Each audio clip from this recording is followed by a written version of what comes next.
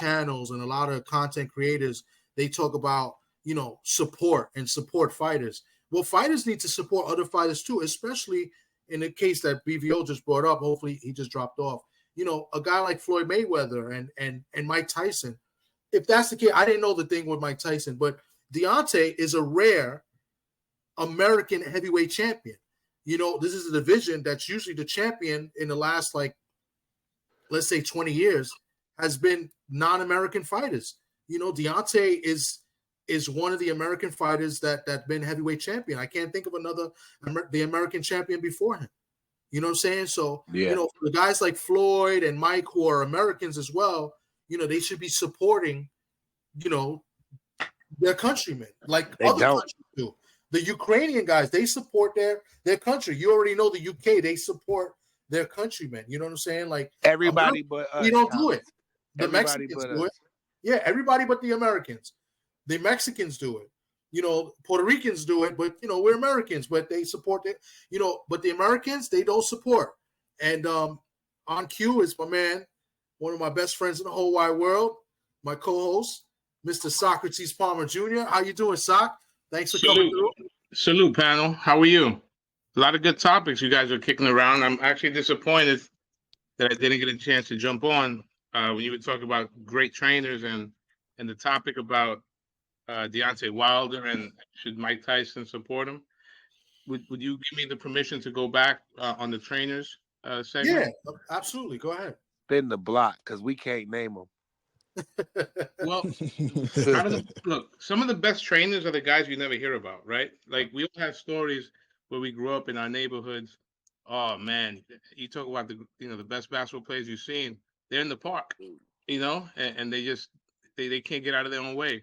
And it's not that much different in boxing. I mean, I've been fortunate enough to be around some pretty solid trainers in New York and guys that, to me, that were really mentors that I learned a lot. There's a gentleman named Ralph Ferre, who unfortunately isn't around anymore.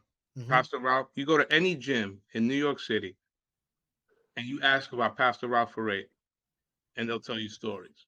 And he was a guy that used to organize smokers back in the 80s and 90s with Teddy Atlas in the Bronx in a gym called Apollo Boxing Club, which was run by another local legend named Monaguillo and the other gentleman, Nelson Cuevas.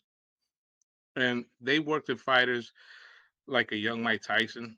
They would come down from upstate, from the Catskills section in New York, and they would come down to the Bronx. And you talk about guys that worked with fighters from the amateurs, because it's easy to inherit a guy that just needs fine tuning. But when you take a guy from the amateurs and bring him up, that's why I to me, the modern era, the guys that I saw, Emmanuel Stewart stands at the top because he took Thomas Hearns from the amateurs. He took Jimmy Paul from the amateurs. I mean, and he saw the development.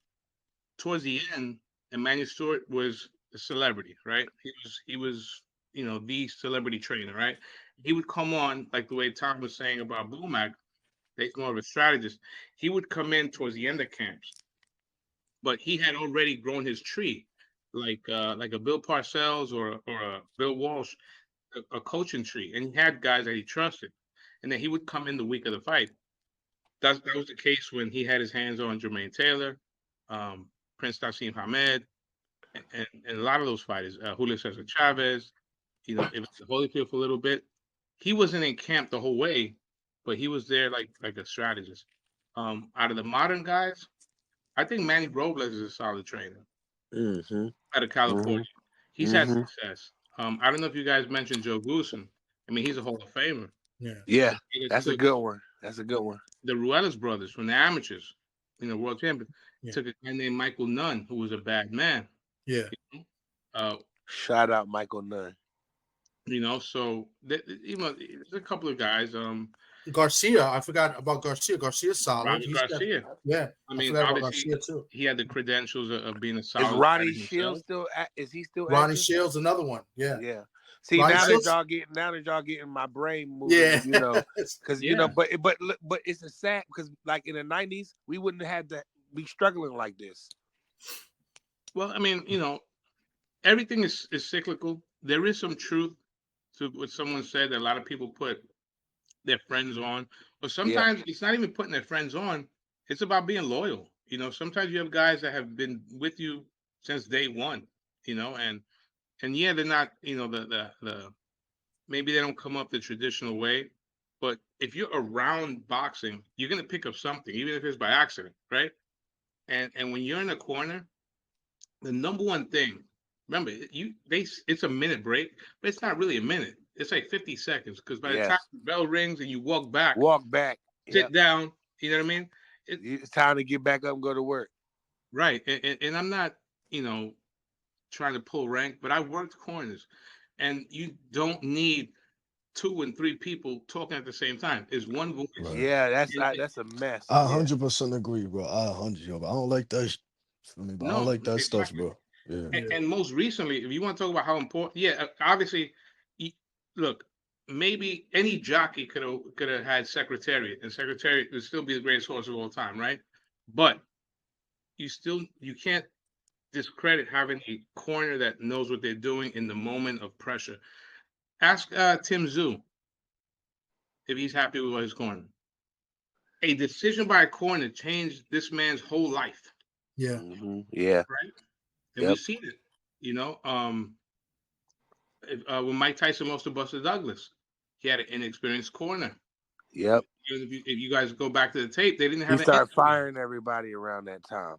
They didn't even have a proper inswell for the Buster Douglas fight. They were using a balloon, That's glove. Why I lumped up. Yeah. So it's like